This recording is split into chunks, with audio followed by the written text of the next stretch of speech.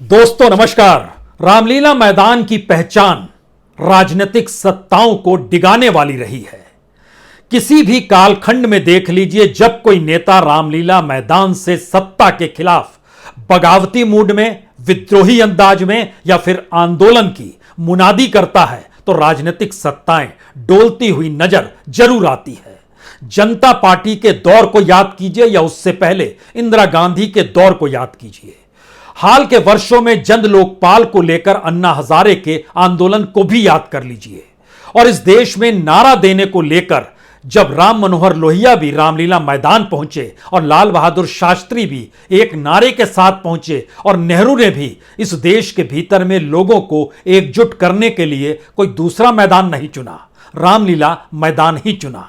तो ऐतिहासिक परिप्रेक्ष्य में क्या वाकई आज की तारीख में कोई नेता अगर रामलीला मैदान पहुंचता है तो वो सत्ता की नब्ज को पकड़ सकता है? राहुल गांधी ने आज मोदी सत्ता की उस नब्ज को पकड़ा जिस नब्ज को पकड़ने से इससे पहले विपक्ष हमेशा से चुप रहा, खामोश रहा या कतराता रहा।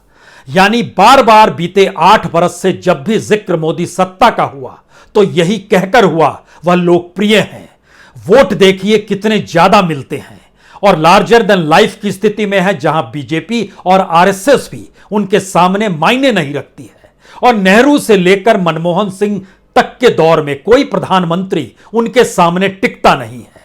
लेकिन आज रामलीला मैदान से जब राहुल गांधी ने एक लिहाज से मुनादी की कि दरअसल ये प्रधानमंत्री अगर बने हुए हैं तो 2 ही वजह है, एक तरफ 2 कॉरपोरेट मित्र और दूसरी तरफ मीडिया। अगर इन दोनों को छीन लिया जाए तो फिर प्रधानमंत्री की कुर्सी डहडहा कर गिर जाएगी। तो क्या वाकई इस देश का सच अंबानी अडानी 2 कॉरपोरेट मित्रों का जिक्र बार बार और संकेत के लिहाज से कई बार राहुल गांधी ने आज किया। हालांकि यह कांग्रेस की रैली थी, कांग्रेस बेरोजगारी और महंगाई को लेकर आंदोलन करने निकली थी और उसके जहन में इस बात की खुली पहचान थी कि दरअसल रामलीला मैदान से ही आने वाले वक्त में यानी 4 दिनों के बाद जब भारत जोड़ो यात्रा शुरू हो चुकी होगी तो वह कहीं ना कहीं रामलीला मैदान की खुशबू के साथ होगी।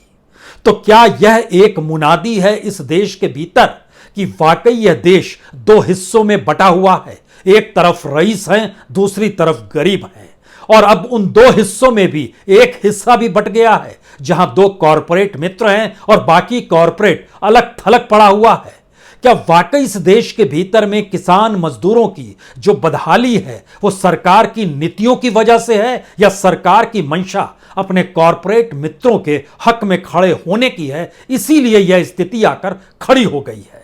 शायद इससे आगे की परिस्थिति पहली बार रामलीला मैदान से राहुल गांधी के अंदाज से इसलिए निकली क्योंकि उन्होंने खुले तौर पर संसद के भीतर लगी इमरजेंसी का जिक्र सड़क पर खड़े होकर, वह भी रामलीला मैदान से यह कहकर किया कि संसद के भीतर हम आवाज बेरोजगारी को उठाकर जैसे ही बोलना शुरू करते हैं माइक बंद हो जाते हैं, महंगाई का जिक्र करते हैं माइक बंद हो जाते हैं।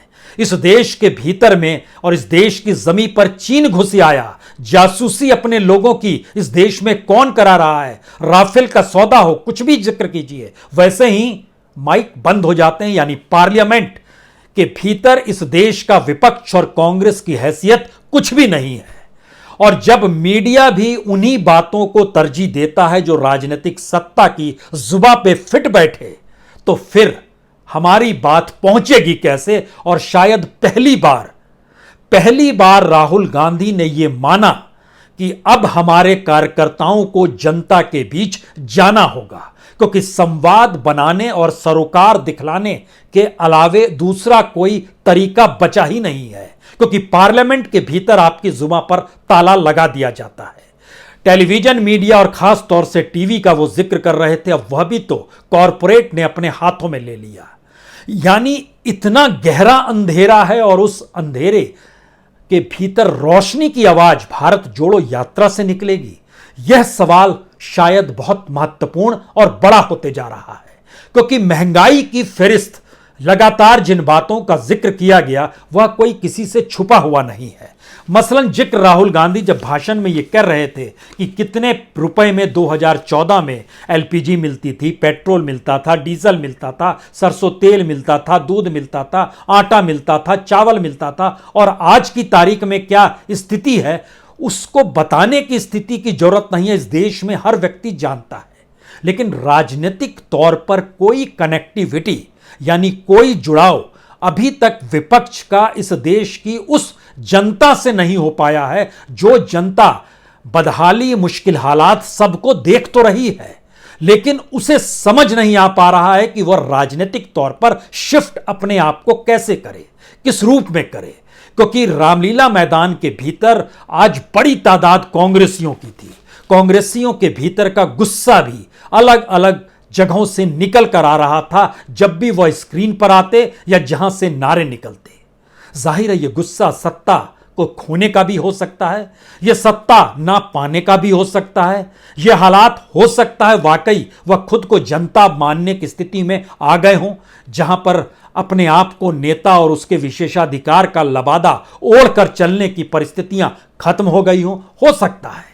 लेकिन रामलीला मैदान और उसके बाद कन्याकुमारी से कश्मीर तक की भारत जोड़ो यात्रा जो 7 तारीख से शुरू हो जाएगी, तो क्या यह एक ऐसी स्थिति है जहां पर रामलीला मैदान आने वाले वक्त के राजनीतिक घटनाक्रम को टेक ऑफ करने के लिए चुना गया?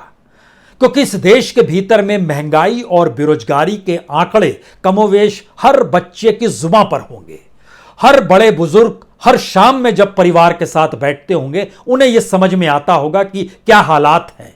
लेकिन सवाल उस नब्ज को पकड़ने का है कि आखिर इस देश की कुर्सी 2024 में किधर जाएगी, और क्या वाकई कॉरपोरेट ने इन कुर्सी को बचाकर रखा है, और इस देश की तमाम नीतियां कॉरपोरेट का हित अगर साध रही है और आम लोगों पर टैक्स का बोझ भी लाद रही है, महंगाई की परिस्थितियां भी पैदा कर रही है और रोजगार बच नहीं पा रहा है, तो क्या यह संकट इस दौर में कांग्रेस समझ रही है, राहुल गांधी समझ रहे हैं, या इस देश की जनता उसको भोग रही है? लेकिन दोनों के बीच कनेक्ट अभी तक चीजें क्यों नहीं हो पाती है?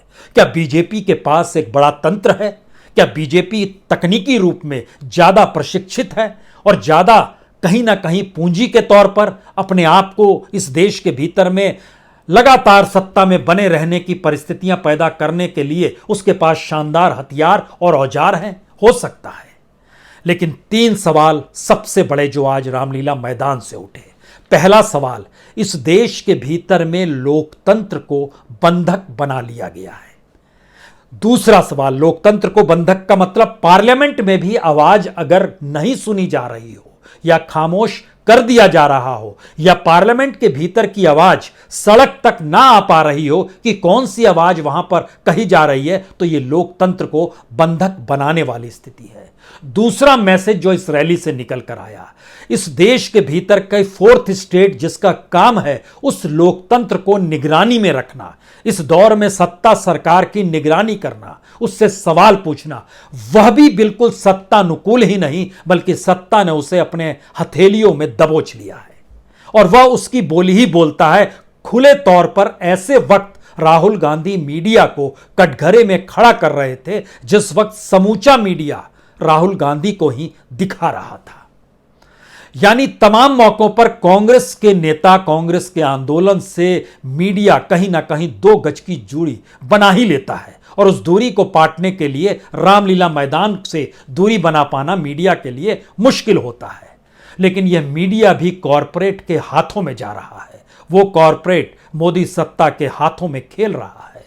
कॉरपोरेट और मोदी सत्ता का आपस में खेलना, पार्लियामेंट के भीतर विपक्ष को खामोश कर देना, 4th स्टेट के तौर पर मीडिया की खामोशी, और उससे आगे का सवाल, इस देश के भीतर में जो किसान है, जो मजदूर हैं, जो छोटे व्यापारी हैं, और इस देश का जो युवा है, उसके भीतर भी इस दौर में अपनी परिस्थिति को लेकर भाव शून्यता क्यों है? वो आंदोलन के लिए तैयार क्यों नहीं है? यह तीसरा सवाल रामलीला मैदान से दबी आवाज में सही, लेकिन यह कहकर राहुल गांधी उठा रहे थे कि वक्त यही है, नहीं जागे तो यह देश पीछे तो जा रहा है, धीरे धीरे इस देश के लोगों के हाथ से ही ना निकल जाए और उन हाथों में ना पहुंच जाए जो पूंजी के आश्रय देश को खिलौना मान लेते हैं और देश से खेल खेलते हैं।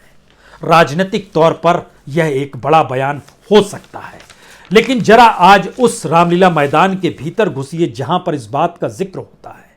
संसद का रास्ता बंद कर दिया गया, कांग्रेस के नेता भाषण दे नहीं सकते, हमारा माइक ऑफ हो जाता है, हमारी संस्थाएं, मीडिया और न्यायालय पर भी दबाव है, हमारे पास एक ही रास्ता बचा है, सीधा जनता के बीच जाकर जनता को देश की सच्चाई बताना और जो जनता के दिल में है उसे गहराई से सुनना और समझना। पहली बार कांग्रेस मान रही है, राहुल गांधी मांग रहे हैं कि दरअसल अपनी पॉलिटिकल पार्टी या सिर्फ कांग्रेस के बूते इस देश में मोदी सत्ता को गद्दी से हटा पाना नामुमकिन है। वो जनता से आह्वान कर रहे हैं, लगातार ऐलान कर रहे हैं कि आप साथ खड़े होइए, क्योंकि जो हालात हैं उसके भीतर नफरत और क्रोध और भेदभाव ने जो गहरी पैठ बना ली है उसने इस समाज का ध्रुवीकरण कर दिया है। उस ध्रुवीकरण को तोड़ने के लिए और इस ध्रुवीकरण को ना होने देने के लिए कांग्रेस के कार्यकर्ताओं को जनता के बीच जाना होगा। यह मंत्र क्या कांग्रेसी कार्यकर्ताओं के समझने से लोग समझ जाएंगे, या वाकई जो भारत जोड़ो यात्रा की जिस भूमिका का जिक्र राहुल गांधी रामलीला मैदान से कर रहे हैं और रामलीला मैदान में आज जो अलग अलग प्रांतों से लोग आए हैं, वह जो एकजुट हुए और जिस तरीके से कांग्रेस मुख्यालय भी आज सुबह से जागृत नजर आ रहा था, तो बाकी पूरे बरस ये कांग्रेस मुख्यालय सोता क्यों रहता है? इस देश के भीतर में कांग्रेसी अगर गांव गांव में है तो वहां पर वह सुसुप्त अवस्था में क्यों है? और खास तौर से ऐसे मौके पर रामलीला मैदान को उस टेक ऑफ की जमीन माना गया जहां से बात निकल रही है कि राहुल गांधी अध्यक्ष होंगे या नहीं होंगे, क्योंकि नारा तो यह भी एक जगह लिखा हुआ था रामलीला मैदान में कि हम चाहते हैं कि कांग्रेस का प्रेसिडेंट राहुल गांधी हो। तो इसके मतलब क्या है? कांग्रेस के भीतर के अंतर्विरोध, या कांग्रेस की इच्छा शक्ति की कमी, या फिर कांग्रेस अपने तौर पर राजनीतिक तौर पर सत्ता तो चला सकती है लेकिन विपक्ष और संघर्ष की भूमिका को जीने की वो आदी नहीं है। और पहली बार उस संघर्ष को कांग्रेस के साथ कैसे जोड़ा जाए, यह रामलीला मैदान से इसकी शुरुआत अगर आज हुई है तो 3-4 दिन बाद आपको इस देश की सड़कों पर निकलती रैलियां या फिर कदम ताल करते हुए लोग या प्रभात फेरी निकालते हुए गांव और पंचायत में लोग और संवाद बनाते हुए लोगों के जरिए क्या वाकई कांग्रेस उस स्थिति को जीत पाएगी जो 1947 से पहले इस देश के भीतर में प्रभात फेरी निकलती थी? 10 पैसे, एक आना, चवन्नी, यह कहीं ना कहीं किसी ना किसी रूप में चंदे के तौर पर लेते हुए लोगों को जोड़ा जाता था। क्या कांग्रेस इस संघर्ष में कहीं सफल हो पाएगी, या इस देश के भीतर की मजबूरी हो चली है अगर 3 कानून ले आए तो किसान के पास 1 बरस तक आंदोलन करने के अलावे कोई दूसरा रास्ता नहीं, और राजनीतिक तौर पर घाटा ना हो तो प्रधानमंत्री एक झटके में राष्ट्रीय न्यूज चैनल पर आकर राष्ट्रीय संवाद बनाते हुए माफी मांग ले और फिर देश पटरी पर चलने लगे? क्या इस देश के भीतर में नेता, पॉलिटिकल विजन और पॉलिटिकल पॉलिसीज की कमी हो गई है, जहां पर कोई दूसरा विजन उभर नहीं पा रहा है? रामलीला मैदान ने तो इससे पहले देखा है, यहां से नीतियां निकलती थी, नीतियों का ऐलान होता था, नारे भी लगते थे और उन नारों के आसे राष्ट्रीय नारे में तब्दील हो जाता था पूरा देश। लेकिन क्या यह राहुल गांधी के दौर में संभव नजर आ रहा है? शायद ये शुरुआत है, शायद ये शुरुआत है, शुरुआत अंत नहीं होती है, यह मान लीजिए तो ठीक है, और कांग्रेसी इसे मान रहे हैं। अगला सवाल यह है कि जिस दौर में झूठ तंत्र है, प्रोपेगेंडा है, जासूसी है, जनता की गरीबी है, इस देश के भीतर में पत्रकार, लेखक, रिटायर्ड जज, वकील, उनके भीतर का गुस्सा है, उस ज्यादा गुस्से के साथ राहुल गांधी क्या मंच पर आने की परिस्थिति में आ पाते हैं, या फिर कांग्रेस अभी भी भटक रही है कि जिन आक्रोश को लेकर और उनके नेता राहुल गांधी जिस आक्रोश के साथ मैदान में उतरते हैं वह वोट में तब्दील क्यों नहीं हो पाते हैं? इसके 2 मतलब और हैं। एक, जिन बातों को राहुल गांधी बोलते हैं, जिन बातों का जिक्र कांग्रेस करती है, वह एक पारंपरिक राजनीति का दौर था जहां पर बीजेपी इसी तरीके से मुद्दों को उछालती थी। इस दौर में सूचना क्रांति ने हर संवाद को लोगों के दरवाजे चौखट ही नहीं बल्कि उंगलियों पर पहुंचा दिए हैं। एक बटन के आश्रय वो जान जाता है कि इस देश में क्या हो रहा है और क्या नहीं हो रहा है और क्या नहीं होने दिया जा रहा है। तो क्या वाकई वह संवाद और वह जुड़ाव अभी भी वोट के तौर पर कांग्रेस के अनुकूल इस देश में बन नहीं पा रहा है, जिसकी शुरुआत रामलीला मैदान से राहुल गांधी ने करने का प्रयास किया? या फिर मंच पर देखें, उस मंच पर जिस पर 200 से ज्यादा कांग्रेसी नेता बैठे हुए थे, उन कांग्रेसी नेताओं का एक अच्छा अतीत रहा है। उस अच्छे अतीत का मतलब सत्ता का अतीत है। क्या उन नेताओं के आश्रय कांग्रेस आने वाले वक्त में चल पाएगी? या होना यह चाहिए था कि कांग्रेस के नेता कोई मंच पर नजर नहीं आते, सिर्फ राहुल गांधी नजर आते? बाकी जो नेताओं की फौज है वो क्या अपने कॉन्स्टिट्यूएंसी तक सिमटी हुई है? क्या उसमें कोई जनाधार वाला नेता है? या फिर भीड़ दिखाने की परिस्थितियां पैदा की जाती है और दो राज्यों के मुख्यमंत्री भी वहीं पर बैठे नजर आते हैं? उनके अपने राज्यों की आदर्श स्थिति क्या कहती है? वो राजस्थान हो या छत्तीसगढ़ हो, दोनों के मुख्यमंत्री मंच पर, दोनों मुख्यमंत्री हैं तो राहुल गांधी के करीब बैठेंगे। एक तरफ केसी वेणुगोपाल बैठेंगे, जनरल सेक्रेटरी हैं तो बैठेंगे। उसी तरीके से पूरी कतार में अगर नेताओं को आप देखना शुरू करेंगे तो हो सकता है आपके महन में 2-3 सवाल और उभर आए। और पहला सवाल तो यही होगा, क्या यही है वो कांग्रेसी नेता जिनमें से कई तो करप्शन जिन पर लगा हुआ है? क्या वही है वो कांग्रेसी नेता जो कांग्रेस को मंच मानकर आते हैं, अपनी दुकान चलाते हैं और फिर कहीं खो जाते हैं? क्या वही कांग्रेसी नेता मंच पर हैं जो एक एक पद पाने के लिए दिल्ली के इर्द गिर्द मंडराते हैं और गांधी परिवार की कोठरी में शामिल होने के लिए भटकते रहते हैं? 200 लोग मंच पर। अब सवाल यह है कि सामने अगर लाखों की भीड़ भी हो, लाखों की भीड़ नहीं थी लेकिन लाखों की भीड़ भी हो, फिर भी क्या 200 मंच पर बैठने लायक नेता कांग्रेस के भीतर हैं? या इस देश के भीतर में 200 कार्यकर्ताओं को बैठाने की जरूरत ऐसे वक्त में है जब जनता से संवाद बनाने का वक्त शुरू हो चला है और यह मानकर हो चला है कि इस देश में ना तो न्यायालय आपके साथ है, ना मीडिया आपके साथ है, ना इलेक्शन कमीशन आपके साथ है, ना ही इस देश के भीतर में कोई भी संवैधानिक संस्था आपके साथ है, और तो और पार्लियामेंट भी आपके साथ नहीं है। तो आप किसे बैठाएंगे? सांसदों की कतार को बैठाएंगे, विधायकों को बैठाएंगे, राज्यों के मुख्यमंत्रियों को बैठाएंगे? अगर मुख्यमंत्रियों को बैठाएंगे तो उन राज्यों के आइडियल सिचुएशन को आप बताने की स्थिति में क्यों नहीं आ पाते हैं? दो मित्र का जिक्र होता है, उसमें से दोनों मित्रों के धंधे दोनों राज्यों में चलते हैं, जो राजस्थान है और जो छत्तीसगढ़ है। आप यहां पर कह सकते हैं कि बिना कॉरपोरेट के राजनीतिक सत्ता चल नहीं पाती है और यह एक संयोग है कि उसके अलावे चुनने के अलावे हमारे पास कोई दूसरा रास्ता नहीं है। पावर प्लांट राजस्थान में हो या छत्तीसगढ़ में कोल बेल्ट का इलाका हो, वही नाम तो है अडानी का। और इसी तरीके से अंबानी के नाम भी इन दो राज्यों में जो धंधे हैं उसको लेकर, जो बिजनेस है उसको लेकर कहे जा सकते हैं। मॉडल क्या है और सोच क्या है? भाषण के आश्रय और रामलीला मैदान को जवाई बनाने के आश्रय क्या कांग्रेस उड़ान भर सकती है? शायद यह सबसे मुश्किल सवाल है और इस मुश्किल सवाल का जवाब हो सकता है भारत जोड़ो यात्रा के भीतर छुपा हुआ हो, जहां से आने वाले वक्त में एक जुड़ाव पैदा होगा, एक परिवर्तन की सोच पार्टी के भीतर कार्यकर्ताओं में और नेताओं में शुरू होगी। लेकिन फिर वही सवाल है, ये वही कांग्रेस है जिसने बरसों बरस तक सिर्फ सत्ता देखी है। ये वही कांग्रेस है जो संघर्ष से पल्ला झाड़ती रही है। ये वही कांग्रेस है जिसके भीतर एक नेता के तौर पर पहचान राहुल गांधी की इसलिए हो जाती है क्योंकि राहुल गांधी को साधना बीजेपी की सत्ता और मोदी सत्ता के लिए अनुकूल भी है और आने वाले वक्त में प्रतिकूल भी हो सकता है। लेकिन इस चेक एंड बैलेंस का खेल मोदी सत्ता लगातार खेलती है। लेकिन नब्ज अगर राहुल गांधी ने यह कहकर पकड़ी है कि इस देश की जनता ने प्रधानमंत्री बनाकर मोदी सत्ता को नहीं रखा है, बल्कि प्रधानमंत्री कॉरपोरेट और मीडिया ने बनाया है, और वह भी कॉरपोरेट के भीतर के 2-3 कॉरपोरेट मित्रों के आश्रय बने हुए हैं, तो यह शायद कोई छोटा मोटा आरोप या छोटी मोटी परिस्थिति नहीं है।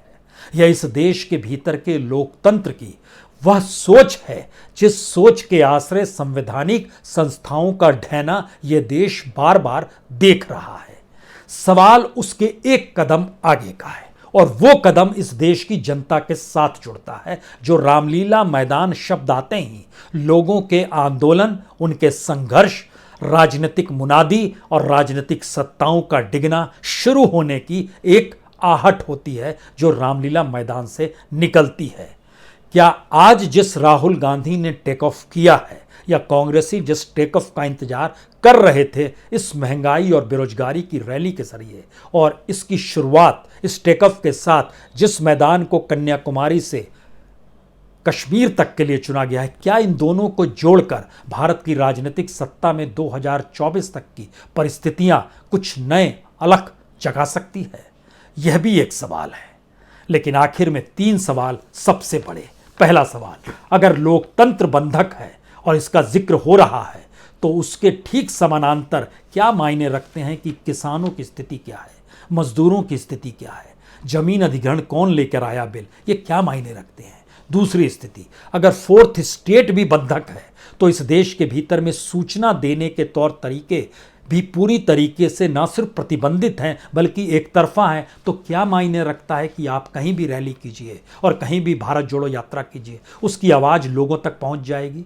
और तीसरी बात जो सबसे महत्वपूर्ण है, अगर इन 2 परिस्थितियों को रामलीला मैदान ने समझ लिया है तो ये कांग्रेस के संघर्ष की एक शुरुआत है, एक ऐसी शुरुआत जिसमें मथने के लिए मंच पर बैठे हुए 200 नेताओं की जरूरत नहीं पड़ेगी।